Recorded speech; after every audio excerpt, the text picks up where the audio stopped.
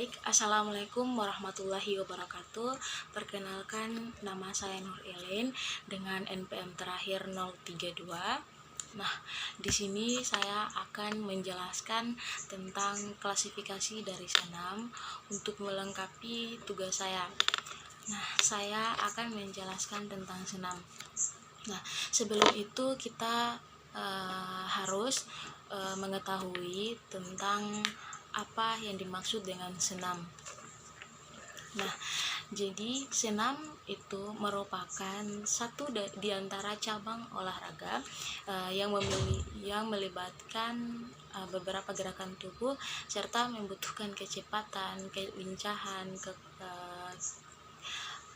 keserasian gerakan fisik dan diantara lain sebagainya. Senam itu bertujuan untuk meningkatkan kebugaran jasmani dan kemampuan dalam bergerak. Nah, seiring berkembangnya era yang semakin modern, senam memiliki perkembangan yang sangat pesat, yaitu bertambahnya macam-macam senam. Nah, menurut salah satu para ahli bernama Mahendra, dia mengatakan bahwa senam adalah kegiatan utama untuk mengembangkan kompetensi fisik dan kemampuan gerak atau motor ability. Nah, selanjutnya senam ini bukan hanya digunakan untuk anak-anak, tetapi bagi seorang remaja, bahkan orang dewasa. Nah, karena senam ini sangat berpengaruh pada kesehatan kita. Semakin banyak kita senam, maka kita akan terlihat sehat, karena banyak sekali manfaat dari gerakan senam tersebut. Nah, selanjutnya kita masuk pada jenis-jenis atau macam-macam senam. Ada beberapa jenis-jenis dan macam-macam senam. Di antaranya ada senam lantai, senam trampolin, senam akrobatik, senam ritmik, senam SKJ atau senam kesegaran jasmani, senam aerobik, senam zumba, senam artistik, dan juga senam irama. Jadi ada 9 jenis senam yang akan saya jelaskan. Nah, yang pertama-tama saya akan menjelaskan tentang senam lantai. Sesuai dengan namanya, senam lantai merupakan salah satu jenis olahraga yang dilakukan di atas matras, baik menggunakan alat atau tidak menggunakan alat. Baik menggunakan alat ataupun tidak menggunakan alat. Nah, contoh dari gerakan senam lantai ini yaitu dengan kita menggunakan atau melakukan sikap lilin, headstand, yaitu salah satu gerakan yang tumpuan badan kita berada di atas kepala, kaki di atas udara. Atau handstand, atau dia hampir sama dengan headstand, namun yang berbeda adalah pada gerakan headstand itu tumpuan badan berada pada kepala, sementara handstand dia tumpuan tangannya berada di kedua telapak tangan dan kaki di atas. Nah, ada guling belakang atau roll belakang dan guling depan atau roll depan, dan ada beberapa jenis gerakan lainnya. Nah, yang kedua yang akan saya jelaskan adalah senam trampolin. Nah, senam trampolin ini merupakan satu jenis olahraga yang menggunakan alat trampolin. Dalam hal ini, pesenam menampilkan gerakan akrobat di atas trampolin, mulai dari lompatan sederhana atau lipatan hingga jungkir balik. Nah, senam ini bertujuan untuk melatih ketangkasan, keberanian, dan kelentukan otot kaki. Nah, kemudian yang ketiga adalah senam akrobatik. Senam akrobatik ini dikenal dengan jenis senam yang cukup ekstrim, yang menampilkan sejumlah gerakan dengan level tertinggi, misalnya putaran di udara dan salto. Nah, gerakan ini dapat digunakan atau dipakai oleh seseorang yang sudah profesional, karena ketika ada kesalahan dalam suatu gerak maka akan terjadinya cedera yang cukup serius. Maka dari itu sebelum melakukan senam maka harus ada namanya pemanasan atau peregangan. Selanjutnya ada senam ritmik.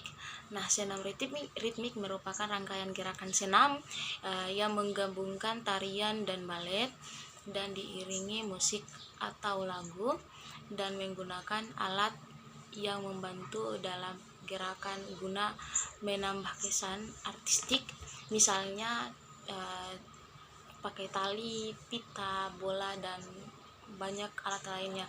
Nah, senam ritmik ini biasa dipakai dan digunakan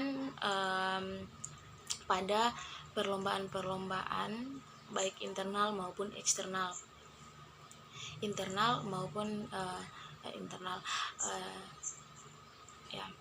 Kemudian ada senam SKJ atau senam kesegaran jasmani. Nah, senam ini merupakan gabungan dari gerakan ritmik atau berirama. Senam ini menggabungkan unsur gerakan dengan bentuk atau durasi tertentu. Contohnya jalan di tempat, gerakan kepala, menekuk lutut, dan lain sebagainya. Dan masih banyak gerakan-gerakan tersebut yang dapat dilakukan. Nah, kemudian ada senam aerobik. Nah, senam aerobik ini melatih pernapasan dengan melakukan gerakan secara berpola maupun tidak. Senam aerobik memadukan gerakan aktif dan energik yang diiringi dengan iringi musik yang bertempo cepat. Nah, terus ada senam zumba. Nah, senam zumba ini sangat-sangat biasa kita lihat karena senam ini sering dipakai oleh seseorang untuk membakar lemak dengan menggunakan gerakan-gerakan kombinasi. Nah, gerakan senam zumba merupakan rangkaian gerakan yang diatur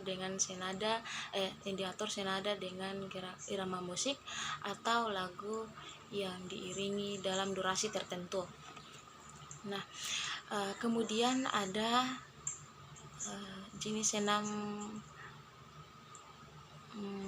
senam artistik. Nah, senam ini merupakan salah satu jenis senam yang biasa diperlombakan